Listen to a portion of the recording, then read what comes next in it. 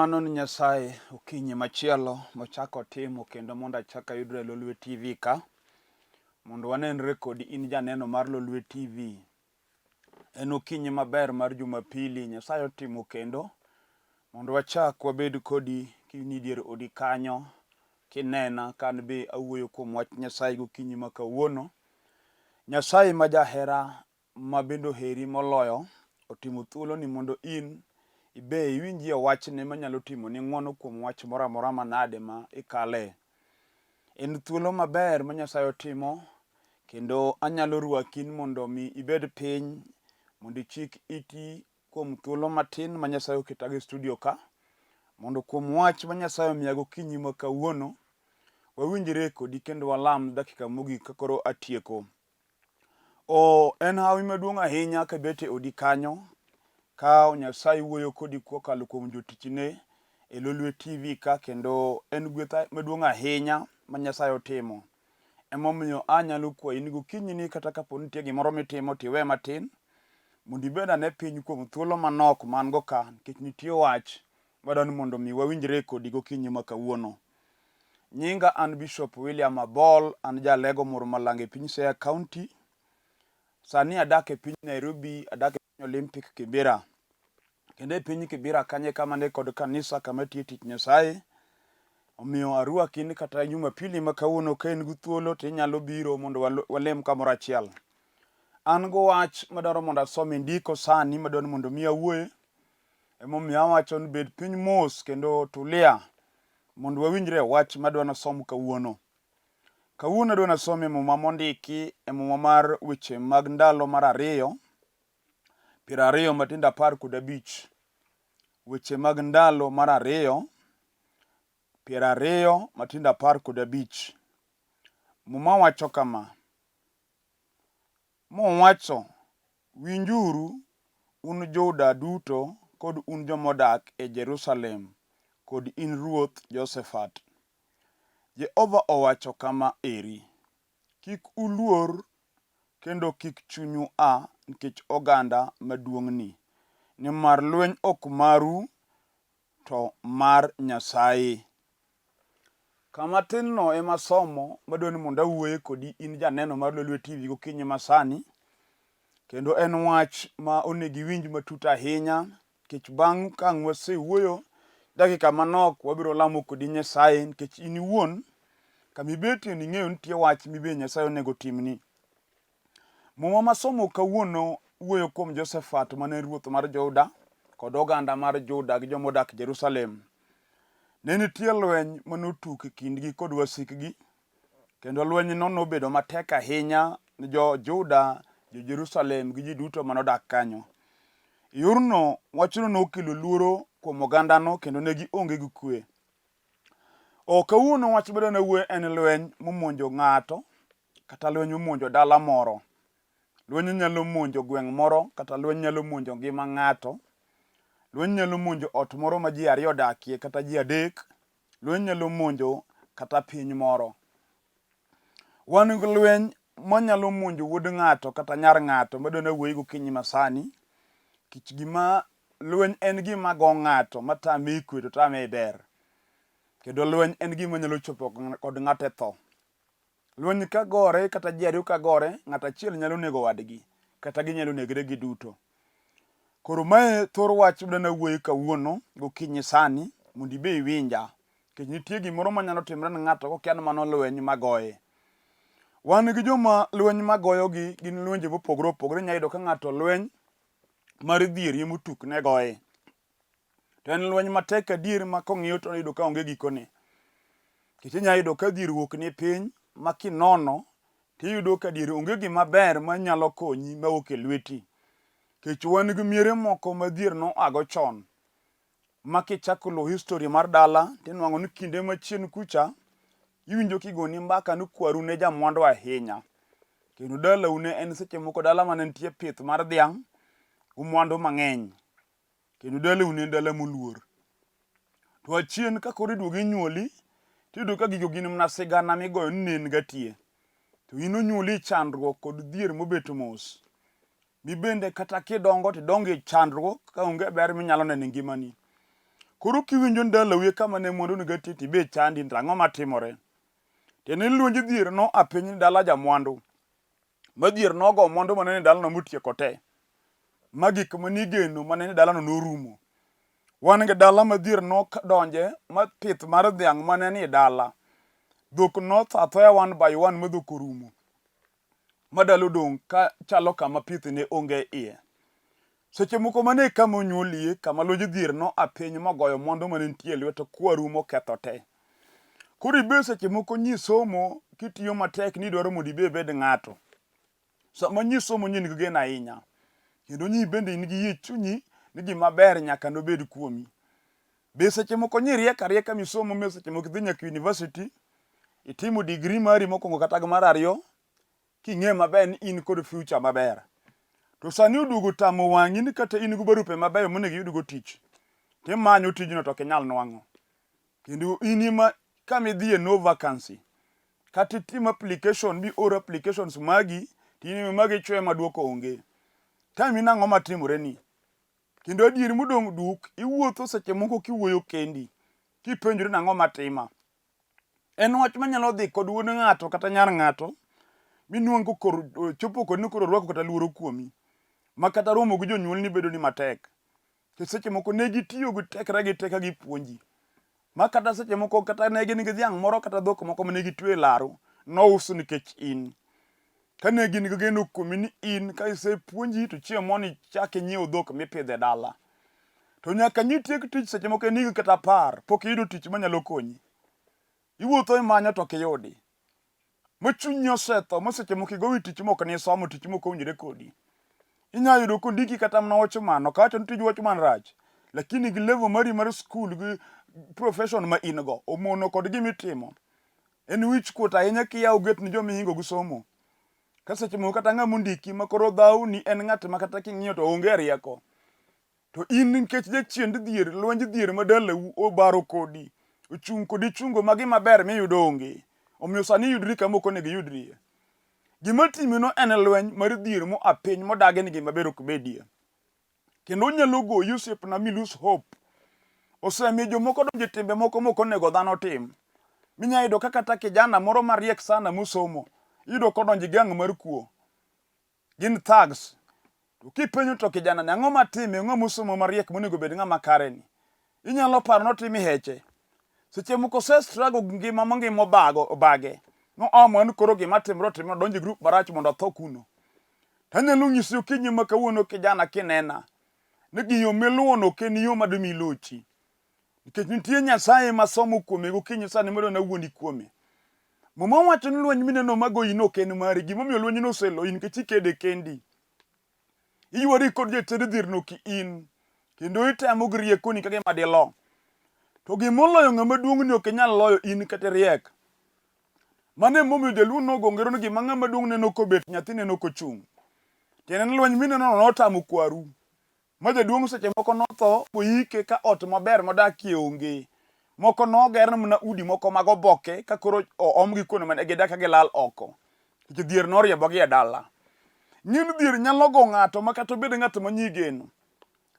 Mawuon dala mawuon nyithindo manyodak maber manyotiyo. To nyalo po ka retirement mari ochopo ka gima ber modogo e dala onge. Miyud jaduong' manyoriere kabisa ng'at manyo kare ochung'. Ka jachend dhier koro baro kode morwake e ter. Miyude ute moko moko nego nwang'e nikech omanyo kaka dochiem. Ma seche moko osiepna ni dongo jaduong' kin ng'ama oriere ndi. Kendo nyi in ng'ama nyo ji oluoro. To sani koro gik mitimo kuodo wiyi. Kendo kuodo wiyi nyaka gimondi yawuoti. To gimotwaki lweny gino en lwenj dhier momaki. Kech ni ibed kod giki e lweti dak itimo tima kod itimo. To Nyasaye oketa gokinyi studio ka mondo kodi. Ni gimomiyo lweny no oseloyi momiyo ka ino nikech idhi ga lweny no kendi. Pok iparo Nyasaye mawuon lweny. Nyasaye manyalo kedo ne gik moloyi go. Pok iduogo kuome mondo amalo kedeni. Emomiyo lweny no oloyi. Adiero loyi adi seche moko koro tindo baro kod rwake mnimer. Imadho ka ng'ama wiye owilore. Wan gi ji mametho ka gima kong'o norume e gweng'i kama nonyuolgie. No idho gari kodhi kapango kama opange no mondo odhi ometh.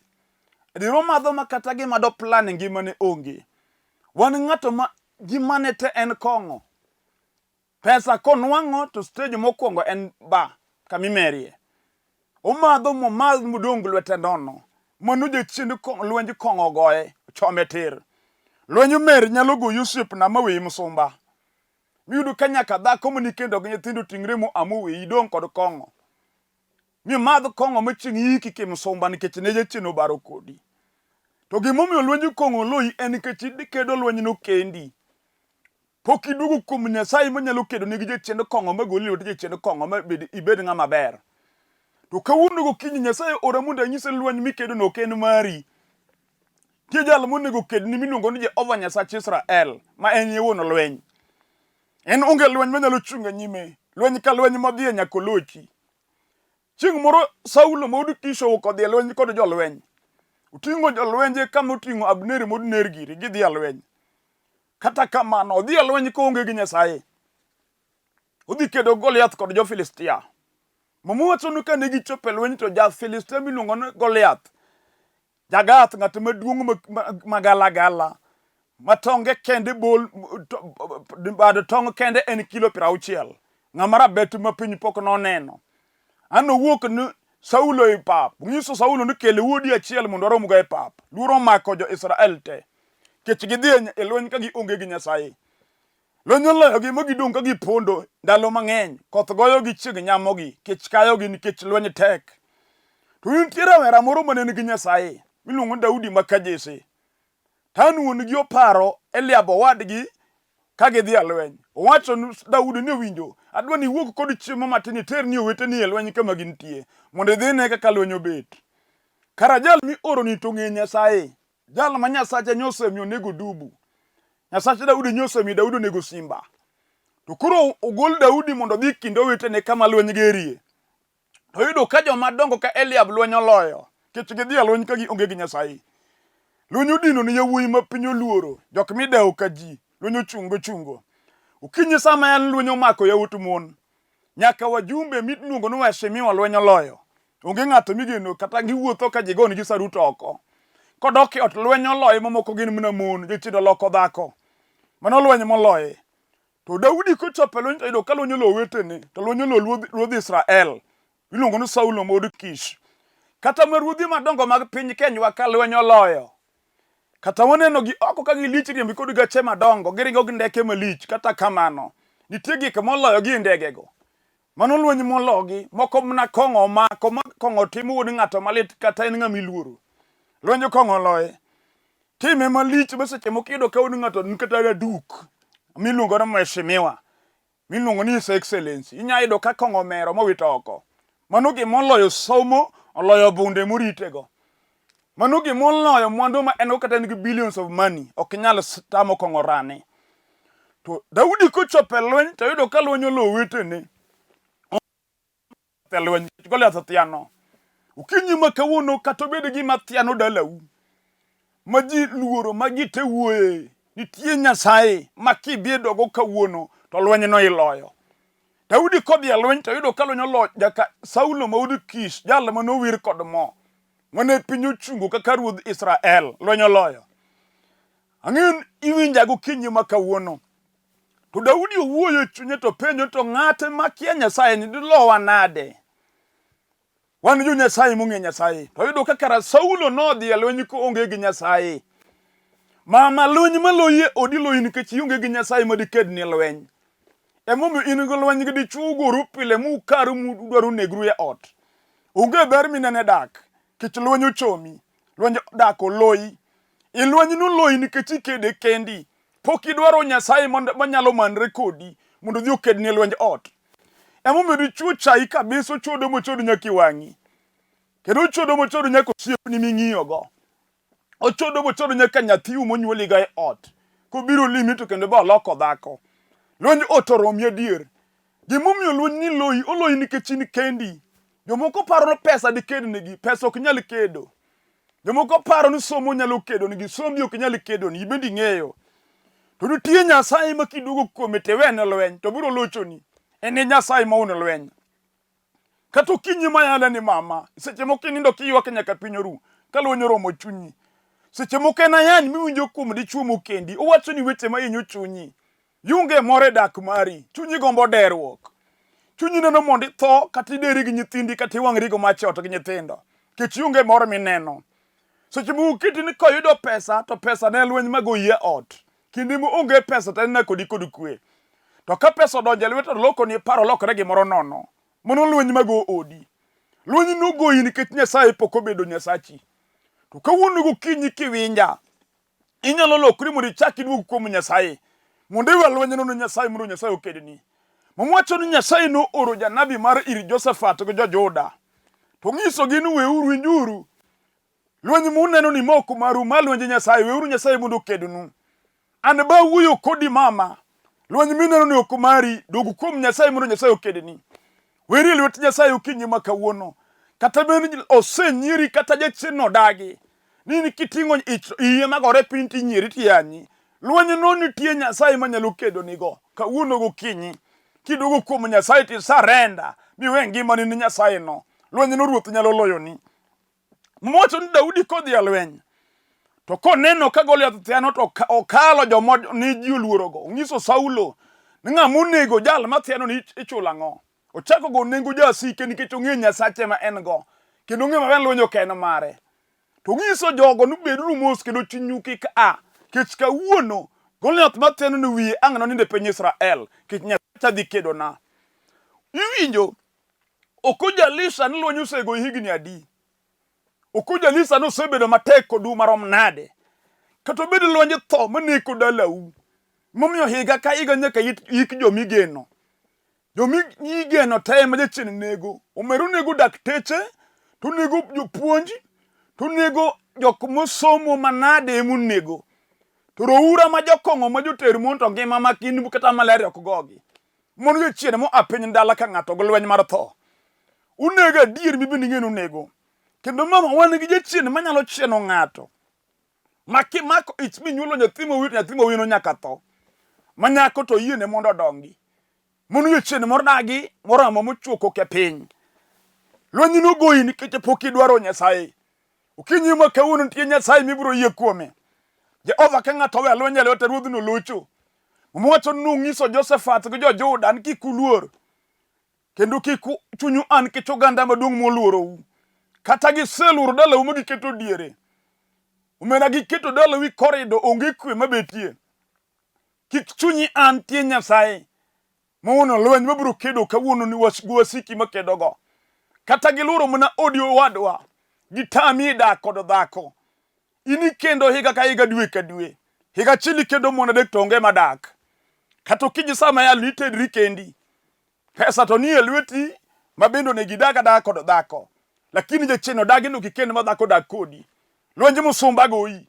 Omiyo nyaka osiepe ni nyiri kubeti kamu tiye tini ambaka. Iwinjo ka ji chwoyi kod wach no osiepe na into kibede ga dhako. Iwinjo nyaka mon mutiyogo bende chai. Giwuoyo kodi kod angera mang'eny. Kech ging'endo dak kod dhako tami. Lwenje no yonge kwe chunyi. Sami indier jogo ka giwuoti undri ni nyiero. Kata kamano kidong kendi gino hinyo chunyi kendo litni. Lwenje no loyi. Kawuono nitie Nyasaye minyalo dugo kuome. Mako amalo mondo kendo lweny pok noloyo. En nomiyo Daudi onego Goliath e lweny. Onyalo nego jal mathiano no kawuono gokinyi sani. Muma wacho ni kik chunyu a. Kech lweny ok en maru. To lweny en mar Jehova. Ere lweny mineno ka Yosepna. Kata ibed dayo maun dala. Lweny obaro gi yawuoti. Onge wuoyi migeno kuome kuom nyithinde minyuolo. Gina moro ka moro baro. Isetemo yore temo dala ni chungo to tamore. Jachien oketho dala ni adier. Mionge more nyuol.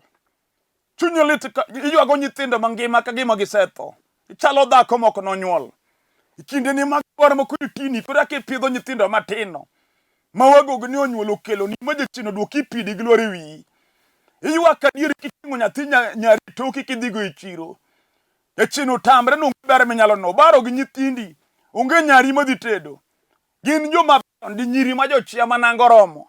Adier ma kawuotho kata kobiro limi na teno ka gin nyiri monego kend. To nikech lweny odagi, omiyo yau nyiri go kwamo te, onge madhi ka ode. Omiyo ginyuolo nyithindo to gikelo ni e dala. Wan gi dala ma kidonje tiyudo ka od dayo chalo kamipidhe nyithi kiye. Nyithindo chok kanyo moro ka nyithindo dabal. Mano lweny mochomo od dayo. Okinyi ma kawuono nitie Nyasaye ma jaked ne ji. Mabiro amalo ndalani mama kata pinyo nyiero. Kata chai muchai nyika gi nyiekeni. Anyuola wuoni ka gibayo ni wach. Kech gineno ka gimi onge kod geno kata matin. Kawuono nitie Nyasach Israel. Nyasach jo-Juda. Nyasaye ma nyalo pak nyinge kuom tije madongo motimo. Jaduong' kata osenego nyathini achiel ma nyigeno kuome. Idong' kono moko ma ionge kod geno e ngimagi.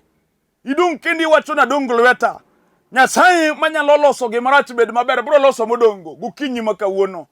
Kendo kata nego chunyi mane chunyi ogeno adier. To Nyasaye pod nitie. Weluor.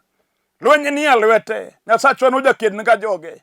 Oja lake jonyiero kendo jochar wang' joneno. Onyalo mileu jowuoyo mok ma wuoyo tamgi kobedo ni Nyasaye. Mowacho nonyiso Josephat ni kik iluor. Kendo oganda jo-Juda kik chunyu agun jomodak Jerusalem. Nikech lweny ok maru to lweny mar Jehova. Kisomo ndiko no kidhi piny. Tiwinjo ka Nyasaye nyiso jogo ni gin gidhi adhi lweny to giked. Giweni Nyasaye lweny, Nyasaye dhi kedo negi. Chieng'no negi paka nying Nyasaye to Nyasaye kedo negi alweny. Diko wacho ni Nyasaye no nothu wasigu mosigu kedo kendgi. Chieng'no wasik jo-Juda ni negore kendgi moro ka moro nego wadgi. Mano kaka Nyasachwa chal. Jochiende kata gin mag majin mano or dalani. Kawuono gokinyi ma kawuono ruoth biro kedo kodgi sani. Kata nonyuoli dala juoga mano pidhie juogi maricho mane sando ji. Tinde dayo mano pidho juogi notho. Juogi dong' ka nego ji e dala. Mon ko kento gichamo nyithinde iye mon. Gimiyo mon ma koito igi gore piny. Kata ginego nyithindo ma konyuolo nyathi nyaka tho. Gini chunje mokelo nyaka dhier momiyo mondo ok bed e dala. Kech no pidhgi kanyo. Nitie Nyasaye manyalo kedo kodgi okinyi ma kawuono. Kineno lweny magoyi, neno lweny mago dala. Lweny momiyo yawuoyo lal oko. Wan go dala ma kidonjo tiwen ji no konyuol kanyo. Yudo ka gundo dong' ma onge joma dakie iye. Udi moko mochungi katikati mar bungu. Yawuot dala no teje cheno keyo, moko lal oko ok duoge dala. Inya yudo ka ng'ato dak maber, moro dak kata mana runda. To dala gi to kodogie. Cheno dagi no kodog adier. Malupi udong' ka jomoko nono ema puro. Chieng' motho tidhi bet bungu kigero ne oti katikati mar bungu. Keje cheno no dagi. Mano lweny manyalo go ng'ato kata jamwandu. Dongine no kochido chunyi gi dok dala. Ma ino kidhi ga dala. Ikete in very special. Ma in dala kidhi. Gima wuondi ni special no mane jachien machieni. Kecho siepeni ma in go mung'iyo go gin kod miregi. To in idong' ka ot mipange no. Ye kali dalani. Kawuono Nyasaye nyalo yawo wang'i. Ma wang'i nen min adier ni lweny mar lal oko maki. Kata jachino galo pachi ni dak maber ok idak maber. Kech jaluo no gongere thuru lo yieng'o. Chiemo no chop makro chuno nyaka dog dala kamidaga dhieno. Emomiyo kinyi sani kayalo unegine. Minane an lweny mochung' kodi chungo motamie ber. Kawuono wabiro lamo kodi Nyasaye kiwinja. Nitie lweny manyalo goyo ng'ato. Kata ibedo loya machung' e buche mag kot. Mabura kabura michung'e nyakilo. To in nyalo bedo nitie lweny moloyi kata loya mariek. Miyud ka nitie gimodong' kodi adier matimi. To Yesu wuod Nyasaye muketa ka mondo wuok kodi. En e jalweny molo lwenje te. En noloyo lweny nyaka kaburi kar jomotho. Nodhi e piny jomotho bang' ndalo 3. To chier koloyo tho kobedo gi loch e lwete. Owacho ni polo e piny nyaka bwo piny osemiya teko. Koro Yesu e jaloch ma ka ng'ato manrego. Aonge lweny malong'o man gi Yesu. Kata wasigu ng'eny. Kata gi tek. Kata gi ramo. Yesu locho. Bende en ye kidi ma Daudi ka Jesse nokwanyo. Kochomo go Goliath ma Ethiano. Kidi achiel mutieko Goliath ma Goliath oninde rembe. Mani kidi ma kanyako kwanyo. Kata jochiende ma dalagi nodagi ni nyiri kutede dalagi. To Goliath moluoro ni nyiri no biro ambele ne. Kicho kwanyo kidi mane jogedo dagi. Biro chomo go Goliath modagi ni nyiri kutedi. Omiyo seche moko nyako iyudo wuoyi maber. Ng'ama longo monego dag go. Mupang ka kodwa dak. Muwuo mulos weche te. To Goliath madala uno. Bira donje chunyi dichuni loko ni paro. To wei kamano mo wei ka big ji monyamo ng'ole barabara. Muko chako wuok kodi kendo. Timre ni pile ka pile matinde chunyi ol. Ukinyi ma kawuono jalo no nitie Nyasaye manyalo kedo nigo. Gimomiyo lweny ni loyi. En nikech idhi e lweny kendi kionge gi Nyasaye. Kiduogo mi omo Nyasaye mondo odhi gi Nyasaye lweny. Nyasaye mwuoyo kuome jateko, eno jaloch. Chieng' moro Musa wuoyo kodu ng'ise ni Jehova, kokidhi kodwa to ok wadhi, kech ok wanyal locho kionge. Nyaka wadhi mana kodi Nyasaye, kokidhi to ok wadhi. In be kawuono inyalo we chunyi Ruoth, kokia koda malo to ok adhi. Kech wasik dala osenego jonyuolna, osenego jodala, osethiro ji agunda. Kokini mi amalo Nyasaye to ok adhi. Kawuono adwa ni duogo kuom Nyasaye, kuom gimineno matimi no. Adwa ni duogo kuom Nyasaye, mondo iyie kuom Yesu Kristo ma jawar. Isarenda ngimani no warruok. Nyis Yesu Ruoth arem. Lweny oloya biro mondo ikedna. Aduogo Ruoth mondo imak lweta. An amalo Ruoth mondo iked gi joma kedo koda. Sarenda ngimani ni Yesu kawuono gokinyi. Yawni chunyi mondo idwar warruok manyalo miyo bed Nyasachi. To kimake momanre kodi onge lweny manochako loyi. Kech obiro kedoni. Onyiso Joseph lweny ok maru, lweny en mara. Wenyuru lweny lweta. An bende ayie okinyi sani lweny en mar Nyasaye. Kati tuo bed gi yie sani, Nyasaye dwa kedo nigi jochende mag tuoche. Kati onge kwe, yie kuom Nyasaye sani kwe dhi betie. Kati onge tich, Nyasaye muono mwandu dhi mi tich. Adwa na lam kodi Nyasaye. Kami ineno e TV ka. Ka chunyi amua ni dwa gochonge piny kuom yie. Iwe ngimani ni Nyasaye mondo iwe lweny no e lwet Nyasaye. Agon Nyasach polo kod piny erokamano. Adwa ni yie kami betie ni mondo walam kodi Nyasaye gokinyi sani. Nyasach polo kod piny, in iwono nyalo kod teko. Indike mumbi lweny en mari, lweny ok en marwa. Omiyo lweny mago dhako Ruoth amalo mondo ikedne.